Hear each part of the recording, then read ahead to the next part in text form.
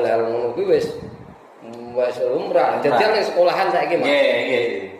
Ning sekolahan ki ora isine wae judi ae ra. Ana lotre tuku. cecek ae ra. Nggih, cecek niku. Terus ada itu yang namanya jabut lagi. Tali. Itu Tamiya ya lah. Padahal jabut ngene blong ora. Paling ora apa permen nang biyen ki zamane aku jenenge permen Sarinang. Utawa permen lote ngono kuwi. Lah, itu sebenarnya yo judi itu sebenarnya karena ada dua unsur itu tadi, spekulasi dan taruhan. Taruhan uang yang kita berikan itu. Berarti mulai ajaran ki SD. SD sampe nek mulangan kuwi tekan gedene hawane wis.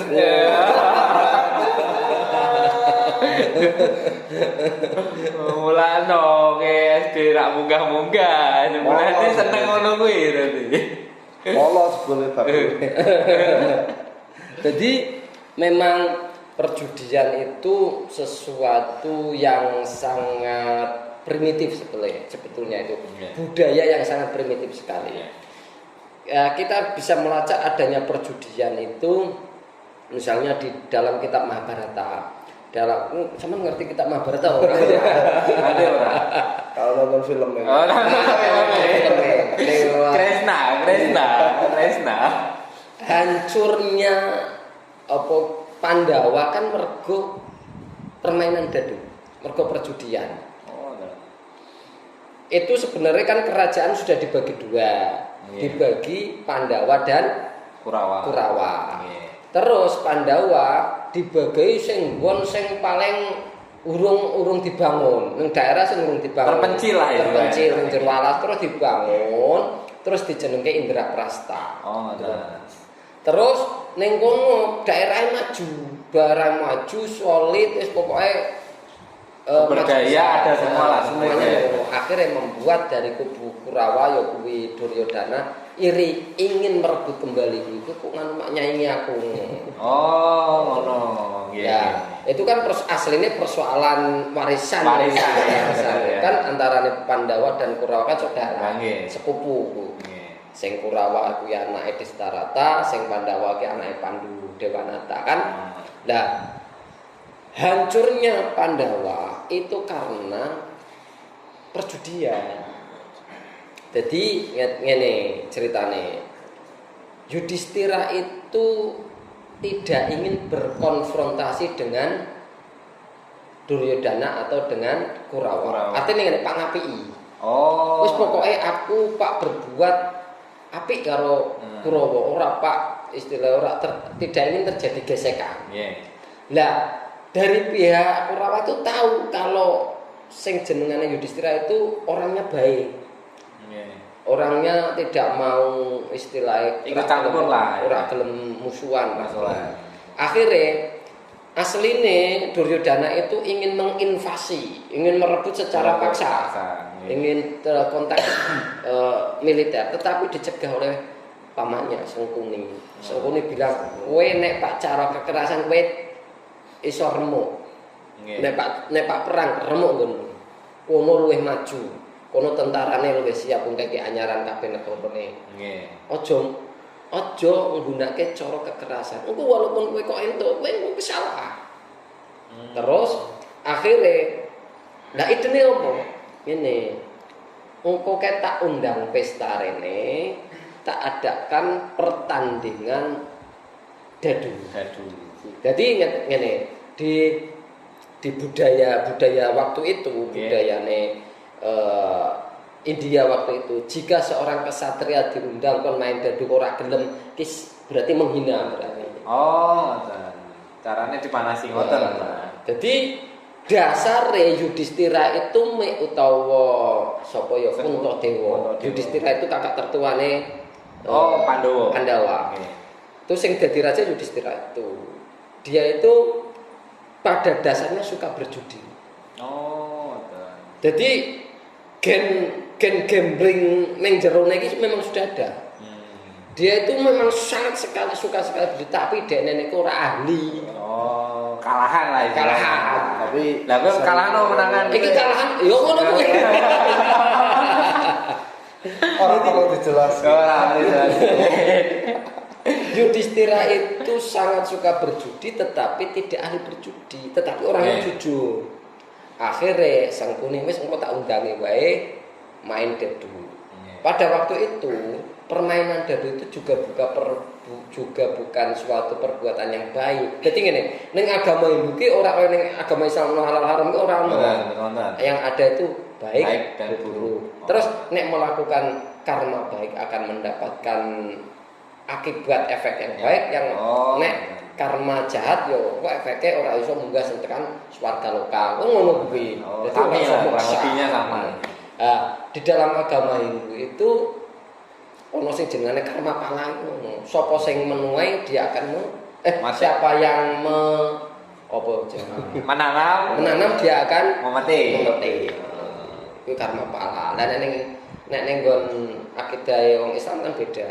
Islam itu ya manusia itu biasa berbuat dosa. Kalau kita sudah berbuat dosa, kalau kita usahakan untuk bertaubat, nanti kita akan bersih kembali seperti sedia kala. Kan ngono sih. Iya. Tapi nek ning nggon Hindu ya karma pala memang. Nah, makanya di dalam Hindu tidak ada yang nama istilahnya seperti orang Islam itu tidak ada. Enggak dipanglakoni apik kok elek. Nah, judi itu juga perbuatan buruk, tetapi tidak anjur. Ya pokoknya kuwi elek aja dilakoni. Tetapi ketika ana wong nglakoni ya wis ora iso piye-piye. Tidak ada hukum apa ya? Hukum positif ya, hukum apa? Legal ora ono. Oke. Berarti memang tidak tercatat lah ya. Adanya ajaran norma. Nah, pada waktu itu Yudhistira diajak ya wis ra iso piye-piye wong normane nek dijek apa dadu ora kena nolak. Nggih. Terus gelem, akhirnya memang dia itu punya jiwa judi. Nggih. Punya jiwa-jiwa judi. Nek wis kadung judi ki jiwane meronta-ronta. Berarti panas ini. Jiwa judinya meronta-ronta. Nah, jadi ketika itu Sangkuni itu memakai apa kuwi jenengane dadu miliknya dia. Dadu kuwi kon metu pira wae anut kuwi. Anut pokoke. Sakarepe Sangkuni. Sebab apa? Sebab dadunya itu terbuat dari tulang belulang bapake. Jadi bapake mati dikremasi terus tulangnya itu dipres, dipadetke, digawe adonan, padetke, dedekke cet apa kuwi? Dadu. Jadi Pak dimunculke Pak nebak pira wae mesti kalah liyane. Ndekne sakarepe dekne Pak dimunculke. Ora ngerti, dia itu sangat ahli memang.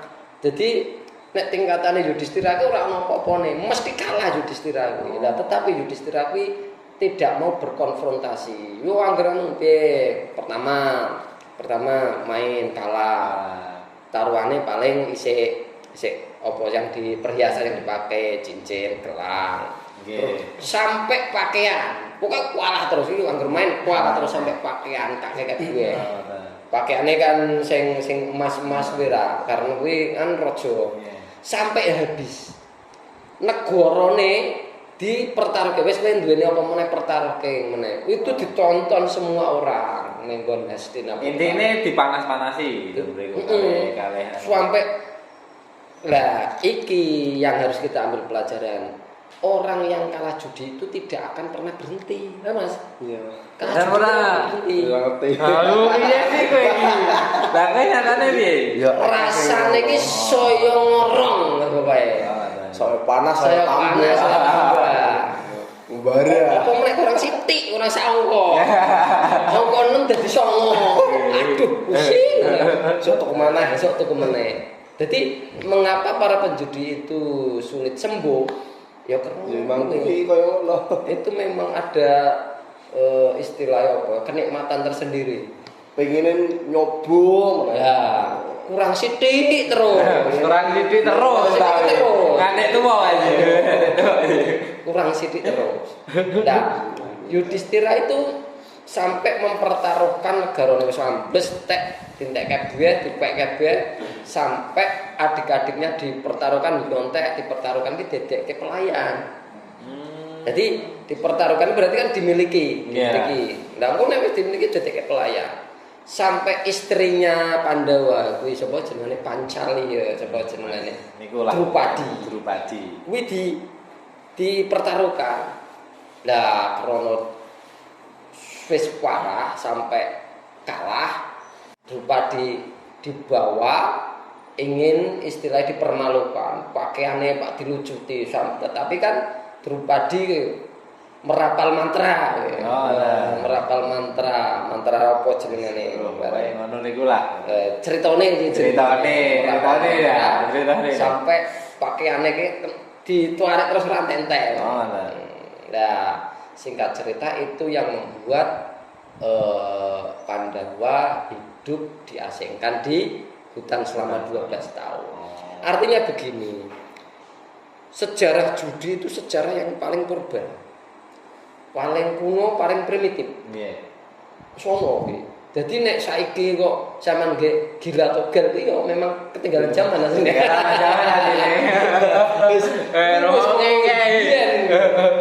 Ya Ustaz.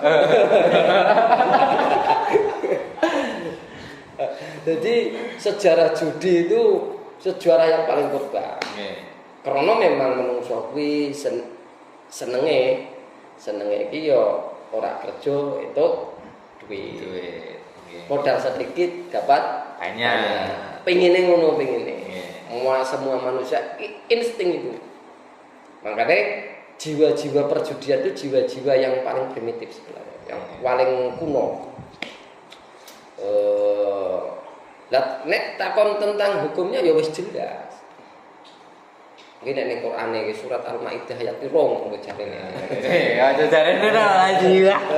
Surat Al-Maidah ayat 2. Ya ayyuhalladzina amanu innamal khamru wal maisiru wal ansabu wal azlamu rijsun min amali syayatin fajtanibuhu la'alakum tuflihun.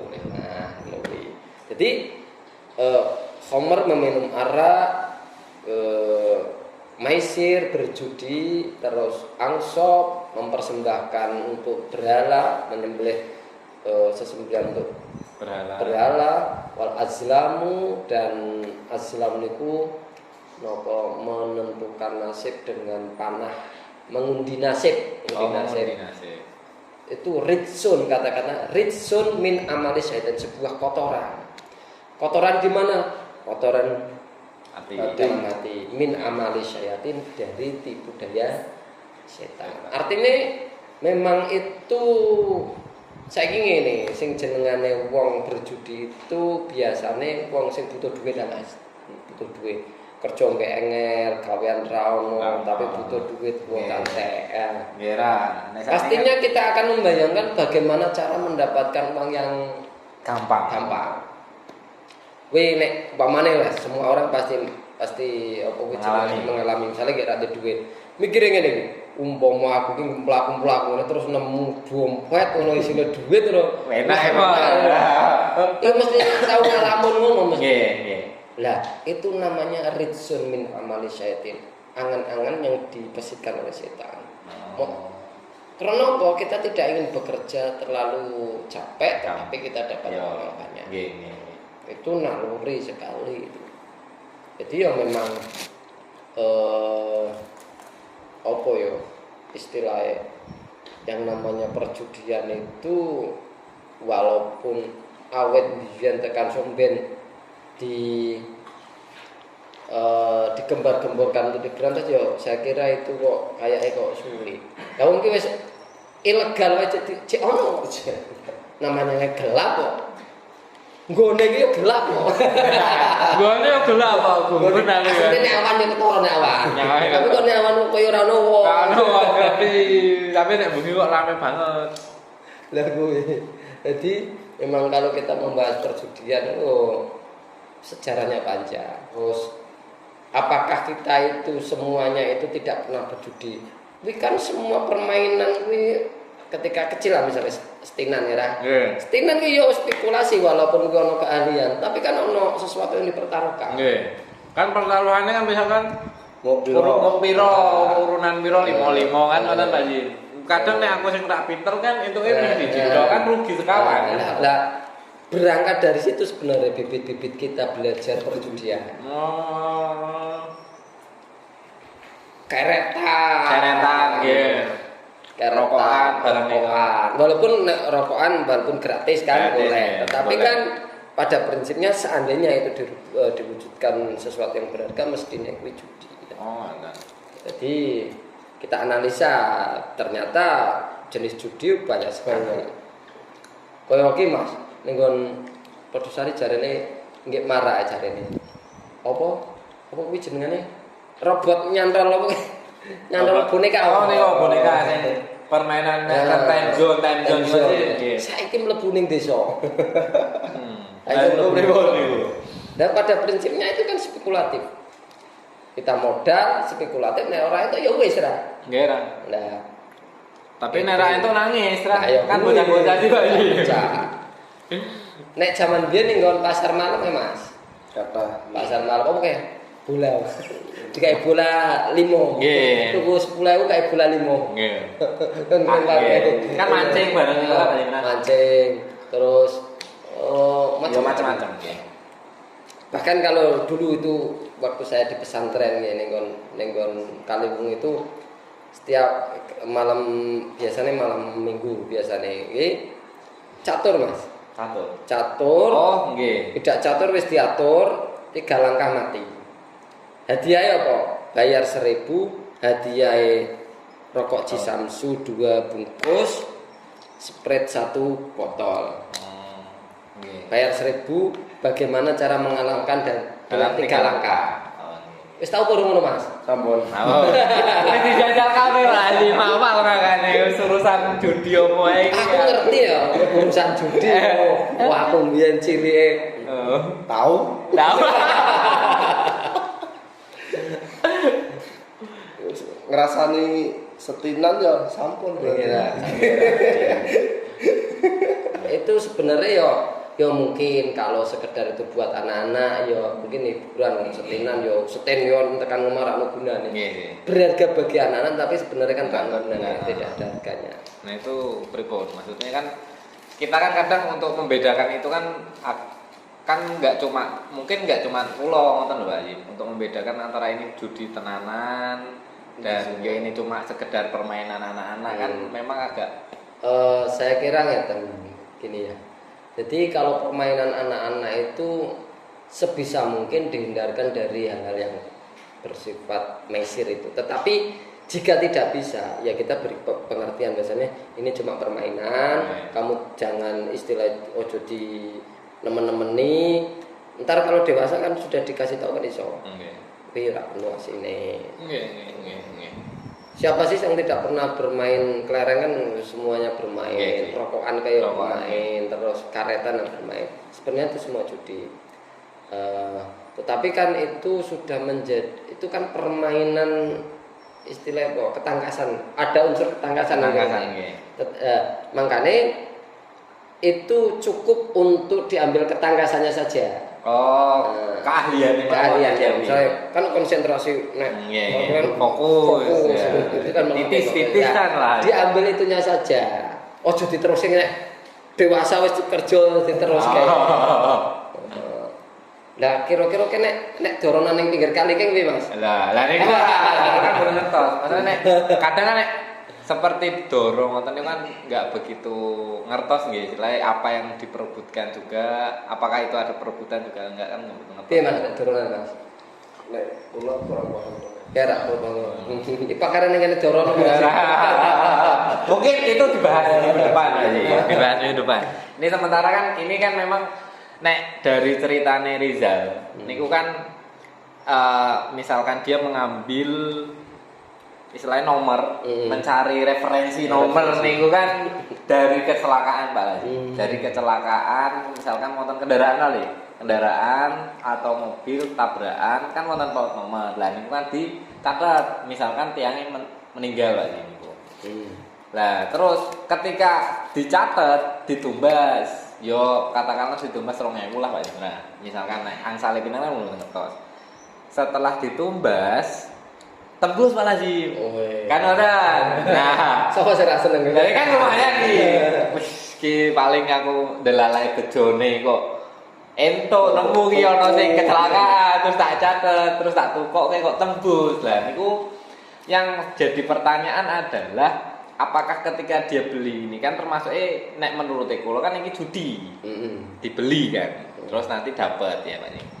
Nah, misalkan judi itu kan ya nggak tahu ya kan kemungkinan besar kan dosa lah ya. Kageme Rizal ini yang Mas. Lah nomor ini kan sing kecelakaan ini kan juga termasuk melibatkan ada terjadinya Apa meneh sing kecelakaan disantuni. disantuni kita itu pripun maksudnya apakah nanti akan timbul dosa. apa ya dosa jariah iki bareng-bareng gitu so kabeh apa pripun Pak Haji lan niku Saya punya cerita di masalah itu. pripun Ya, ceritanya Wali Songo. Ceritanya Sunan Kalijogo. nggih Jadi Sunan Kalijaga, Sunan Kalijogo, Raden Syahid ya, bukan Raden Syahid. Itu sebenarnya memiliki hati yang mulia. Dia itu anak seorang adipati Tuban, melihat penderitaan rakyatnya tidak tahan. Dia mencuri di gudang makanan milik bapaknya untuk dibagi-bagikan kepada rakyat. Itu kan sebenarnya kan sangat bagus sekali. Lah konangan diusir. Terus diusir ning alas dadi berandal, dadi begal ning alas. Dadi napa kuwi jenengane? Dadi perampok. Yo begal nek jaman Jadi begal, perampok. Danane golek ana kelompoke perampok. Tapi ketika habis merampok itu hasil rampokan iki dibagi-bagi. Dia bergelar Berandal Lokajaya. Iki gelare Sunan Kalijogo kuwi. Berandal Lokajaya, Berandal Lokajaya di hutan Demak Bintoro. Pokoknya ning hutan ngono. Nggih.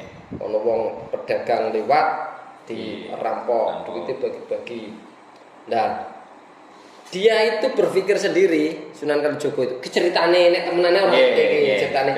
Kita kan itu cerita ya. Iki ora iso ditaske, ora iso digoleki faktane. Nggih. Oh sebabnya ora ana buktine. Lah iki kan cerita dongeng dari mulut ke mulut iki jenengane apa ya? Tutur tinular. Pitutur sing ditular-tular iki jenenge tutur tinular. Nah, Berandal Lokajaya ini bergerak seperti Robin Hood. Nek ning Inggris lah. Nggih ra. Nah, Robin Hood. Rampok dibagi-bagi. Kira-kira kan apa sih, Mas? Nggih. Bagine. Berarti ngerampoknya njerke iki. Nggih ra. Rampoknya piye iki? Kalian ngono aja. Jadi setelah itu dia merampok ternyata nek ning film iki ada yang tahu bahwasanya yang merampok itu seorang putra bupati, putra adipati Tuban. Ya, kae tapi ora dibocorke. Dia membentuk apa istilahnya membentuk kelompok baru merampok atas nama Berandal Lokajaya. Dan ini istilahnya apa? Membajakan nama atas nama Berandal Lokajaya. Ngobrak-abrik desa anggere ana wong sugih dirampok, dirampok, memperkosa dan lainnya. Nah, berangkat dari pemahaman bahwasanya ngerampok oleh hasilnya kanggo barang-barang dibagi-bagi. Berangkat dari pemahaman yang seperti itu ternyata eksesnya mengakibatkan orang istilahnya meniru. Bermuka dua. Meniru dan menyebabkan kerusakan yang daya rusaknya sangat lebih besar lah istilahnya. Jajane mau ngene, aku kan ngerampoke wong-wong sing dolim-dolim, sing wong sugih sing ora gelem sedekah. Lah akhirnya tetapi krana iku perkara batil, ngerampok iku perkara batil, ditiru. Wah akhirnya njur malah namanya elek carane. Iya, Lokajaya ini jadi jelek lah. Nganu lah, dari situ kita bisa ambil kesimpulan bahwasanya sesuatu yang buruk itu tidak mungkin menimbulkan sesuatu yang baik. Eksesnya pasti buruk. Dan puncaknya ketika Beranda Lokajaya itu bertemu dengan Sunan dari Tuban, Ampel. Kan gurune Sunan Kalijaga ki Sunan Bonang. Sunan Bonang kuwi lewat nggawa teken ngertine weruhe Sunan Kalijaga kita kene emas, Pak direbut. Udah. Terus kata Sunan Bonang, kowe nek Pak weruh apa jenengane emas wae, kuat apa kolang-kaling dituding ngono dadi emas. Wah kabeh dadi emas. Wah dene bingung, kowe kok dadi emas kabeh. Nah, setelah itu dia diinsafkan oleh Sunan Bonang. Carane nginsafke piye? Berdebat dhisik, ora langsung wong kesasar ki ora iso langsung dikandani. Ora iso. Ora iso. Jadi dijak musyawarah, dijak jarene Sunan Kalijaga, aku ngerampok ora kanggo aku. Aku ngerampok kanggo rakyat. Rakyat kelaparan sapa nek sing tak makane ora aku. Jarene Sunan Bonang, Gusti Allah kuwi maha suci. Gusti Allah itu maha pengasih, maha suci. Maha suci. Dia tidak ingin menerima dari sesuatu yang kotor. Nek niate ibadah, golek ridhone Gusti Allah, kita tidak boleh membawa sesuatu yang kotor, termasuk hasil rampokan. Itu kan sesuatu yang kotor. Kita itu padha karo ngene. Iki aku nyolong sarung karo nyolong klambi, nyolong peci iki patake salat. Nah niku. Ya, Gusti Allah itu maha suci, dia tidak menerima sesuatu yang kotor. Wi wejangane Sunan Bonang seperti itu. Tuhan itu maha suci, moho mulya. Dia tidak mungkin menerima sesuatu yang kotor. Yang harus dipersembahkan kepada Allah sesuatu yang suci, bersih. Jadi Tuhan itu maha bersih, maha suci, dia tidak menerima kecuali sesuatu yang bersih. Lah artinya walaupun kita niatnya untuk kebaikan, sama nggak nulung sih, tetapi tidak boleh dari sesuatu yang melanggar syariat. Nek coro apa ki jenengane hadis iki kan ngene ana hadis kullu amrin dibalil la yubda'u fi bismillahirrahmanirrahim fa huwa aqta. Perkara sing duweni tingkah apik kok ora dikawiti nganggo bismillah kuwi kaya kewan sing ora ana buntute, artinya kurang barokah. Artinya ngene, sesuatu itu yang kita niati sebagai sesuatu yang baik, itu harus memiliki walaupun netral, memiliki sisi yang baik. Ora kena perkara sing elek diniati apik. Jadi aplikasine innamal a'malu binniyat itu tidak boleh. Misalnya kan artinya bahwa segala sesuatu tergantung niate. Tetapi yang harus diniati menjadi baik itu bukan sesuatu yang sudah jelas-jelas buruk. Minimal itu mubah. Harus mubah. Dibalin. Sesuatu yang mubah itu sesuatu yang netral. Misalnya ngeten, mubah itu minum. Minum. Ngono wae kok dadak bahas barang ngono lho. Iki mubah iki. Mubah. Saya minum juga tidak dapat pahala, enggak minum juga enggak apa-apa, tidak dapat dosa. Tetapi minum saya ini bisa bernilai ibadah. Ketika minum saya ini bisa menyebabkan saya untuk melakukan kebaikan dan diniati untuk melakukan kebaikan. Dari sesuatu yang netral ini tergantung niatnya. Karena aku ngombene iki terus barengane Pak ngepuk wong. Berarti tergantung niku nggih. Sesuatu yang tergantung niatnya itu minimal mubah. Lah nek yang sesuatu itu yang haram dilakukan itu tidak bisa menjadi kebaikan sama sekali. Jadi yo monggo disimpulkan. Monggo disimpulkan sendiri teman. Oke, mudeng prale, mudeng ya. Jadi yo seperti yang dibilang Pak Lazim tadi, minimal kalau ada niat itu harus dari yang mubah dan baik ya Pak ya. Terus ini ada beberapa pertanyaan lagi Pak Lazim. Ini rada angel nek menurut kula, makane nek misalkan dicerna niku agak susah. Terus ceritane misalkan ngeten Pak Lazim. Jadi rencane kula niku posisine gila judi Pak. Gila judi. Terus yo dia juga istilahnya itu kan punya pacar. Gadah pacar, tapi dia ini gila judi. Nah, dia itu berniatan bahwa setelah aku menikah, nek iso aku ngomeh mandek judi. Dikongkon pacarnya mungkin ngoten lah ya, biasa bucin lah sih. Biasa itu. Buta. Lah, setelah tapi dene yo mikir bahwa nek misalkan nikah kan butuh duit kata. Akhirnya dene judi niku ngoten. Nah, terus setelah mendapatkan uang mungkin kejadiannya ya kebetulan juga dapat uang yang banyak Pak Haji. Nah, terus nikah niku kan otomatis kan wonten apa sih istilahnya? Nek nikah itu apa mahar. Nah, mahar terus selametane bareng, terus Pak Kiai ini bareng kan yang nikahke kan di amplopi lah Lazim kan butuh niku berarti amplopi kita hasil judi ini kan butuh kertas. Nah, misalkan kita membahas bahwa nikah kok sing geden niku resepsi man dan lain-lain kira rasa sing mikir ngoten lah Pak. Misalnya selamatan tok mawon kan selamatan kan mesti wonten berkate lagi. Nah, niku kan dari hasil judi. Nah, niku yang pertama niku apakah sahnya maharnya aja niku dari hasil judi apakah sah maupun mboten. Terus mangke yo niku nikah sah apa ora. Terus sing bacaane Pak Yaine barang niki jenengan iki ya dia sebagai Pak Kiai kalau mau menikahkan ayo Pak Anda ini. Terus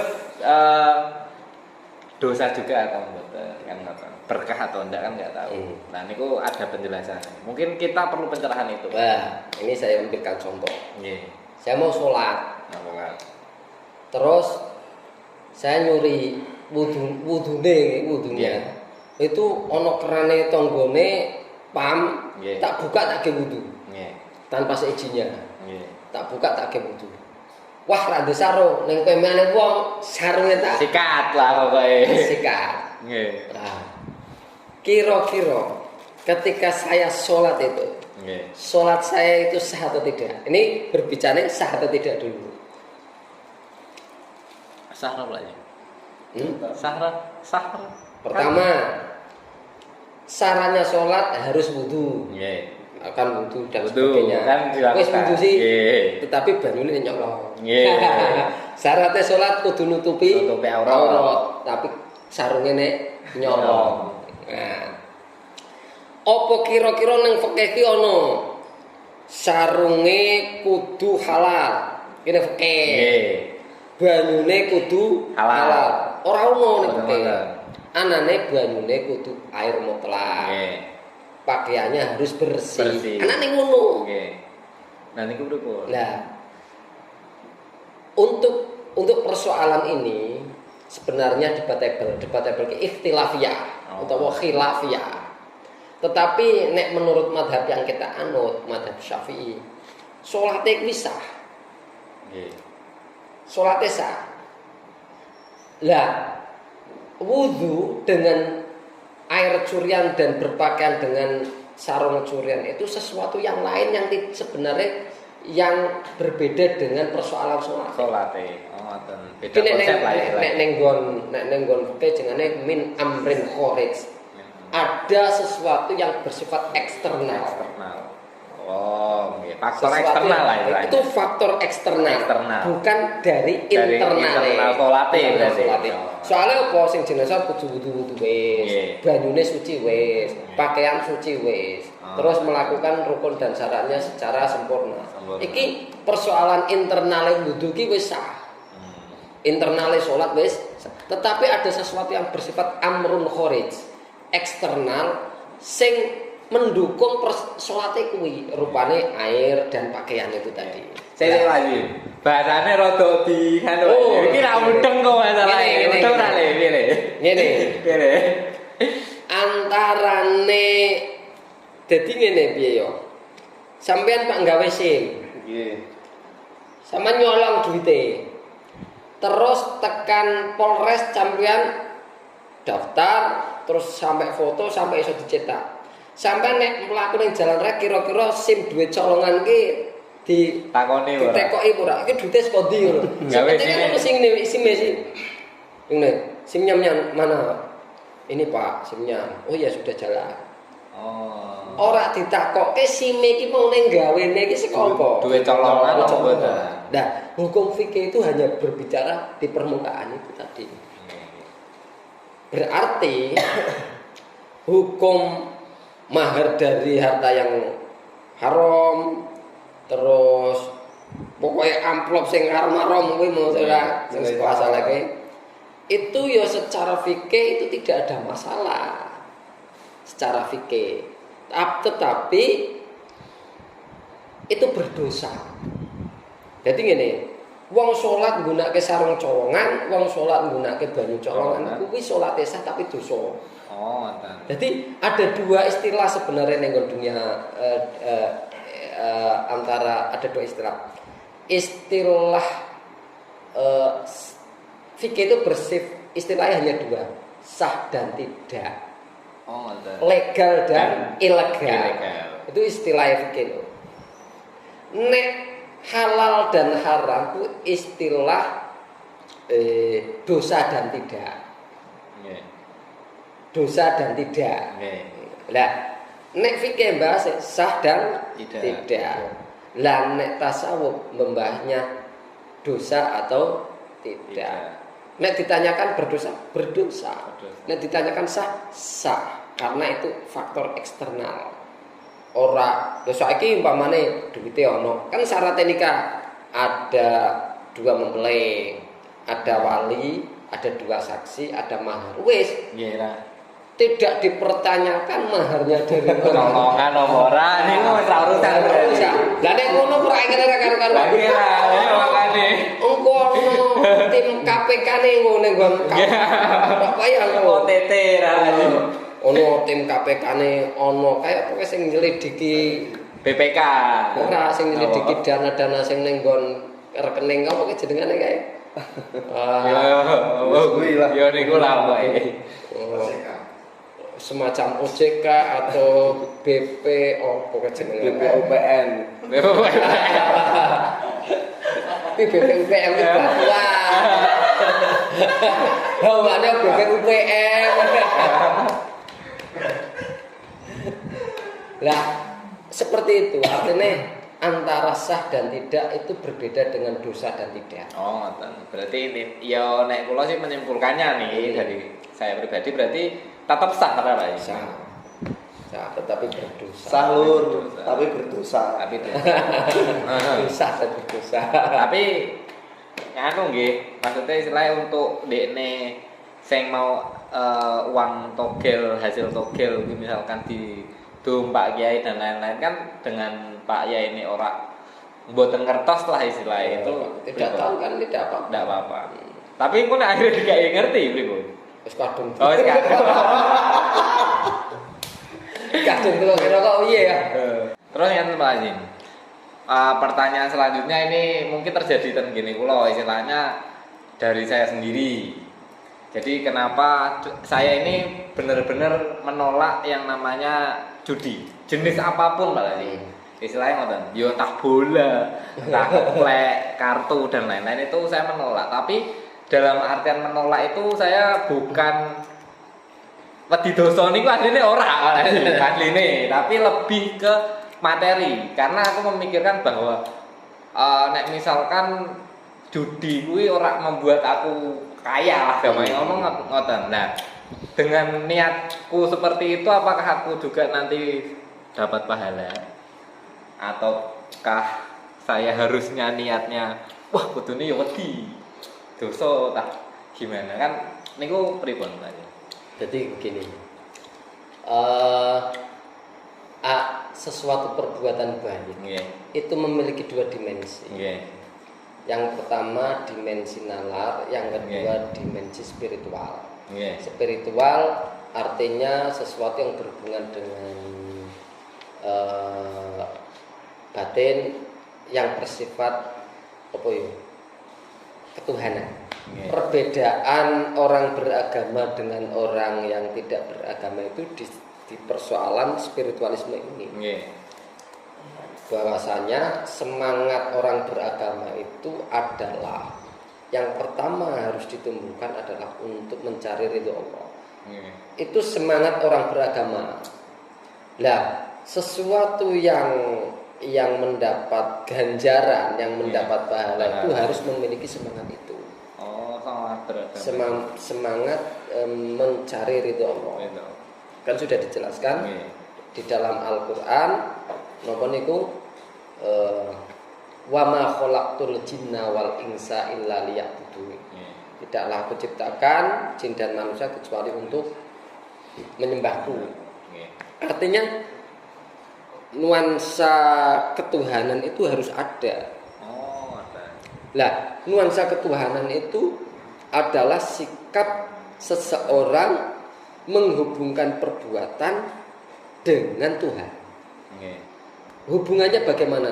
Apa yang dibenci oleh Tuhan kita tinggalkan, apa yang dianjurkan, diperintah dan disukai oleh Tuhan itu kita kerjakan. Artinya piye caranya nyenengke Gusti Allah. Kan ngono sih. Itu semangat beragama. Lah, pertimbangan yang kedua dari sebuah perbuatan manusia adalah pertimbangan nalar.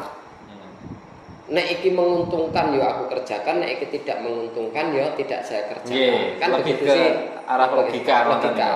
Nalar. Itu bisa dikerjakan oleh siapapun. Itu wong Islam yo iso, wong Kristen yo iso, wong ateis yo iso.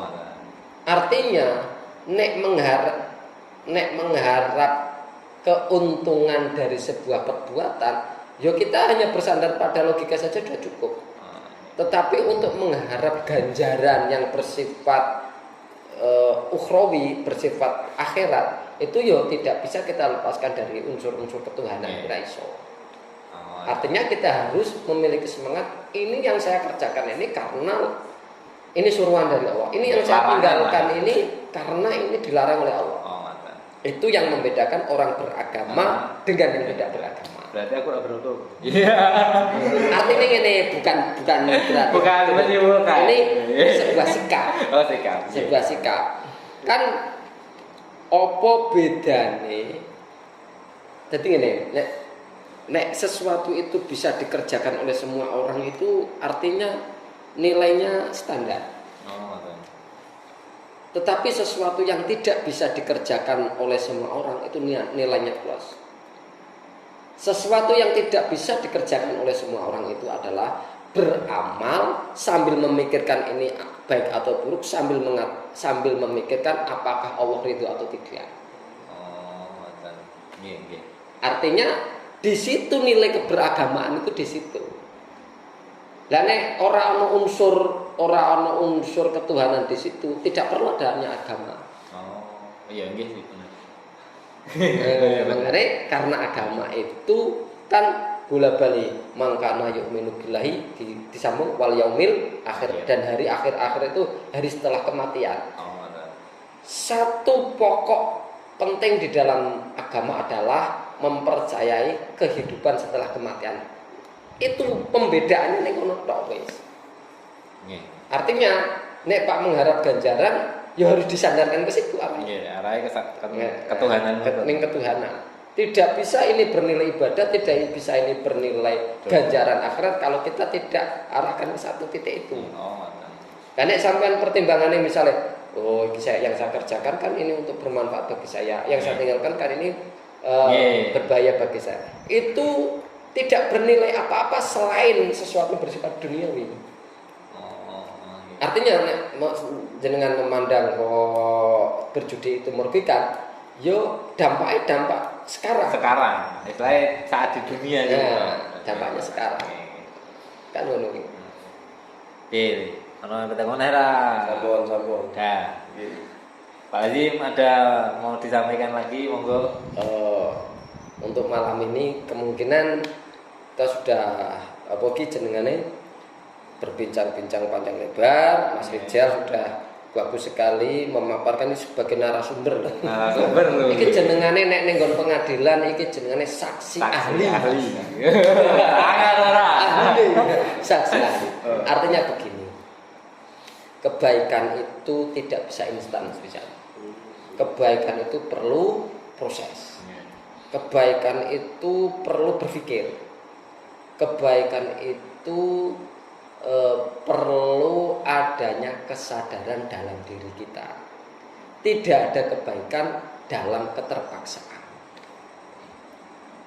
Wong ning nggon agama dijelaskan la ikraha fiddin, tidak ada keterpaksaan di dalam beragama. Artinya ini tidak ada kebaikan sama sekali dalam keterpaksaan. Nek jenengan ora tuku nomor kok terpaksa, mergo izin misalnya, itu tidak ada gunanya.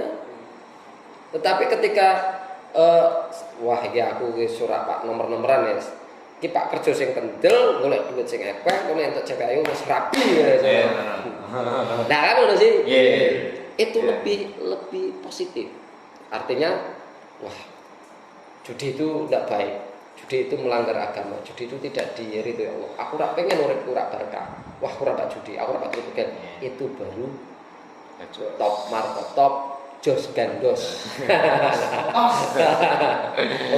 Ya, mungkin teman-teman, dulur-dulur semuanya, sederek-sederek, mungkin diskusi pada malam hari ini kita cukupkan karena Mas Rizal juga ada urusan katanya, sibuk ini, saksi ahli kita ini agak sibuk. Mungkin cukup sekian, terima kasih. Untuk kesimpulan monggo dari perbincangan kita bertiga disimpulkan sendiri. Kalau misalkan ada pertanyaan monggo silahkan di komen, tapi jangan lupa like sama subscribe. Oke dulu. Oke. Ya, mungkin itu aja dari saya dan kami bertiga. Cukup sekian. Terima kasih. Assalamualaikum warahmatullahi wabarakatuh. Waalaikumsalam.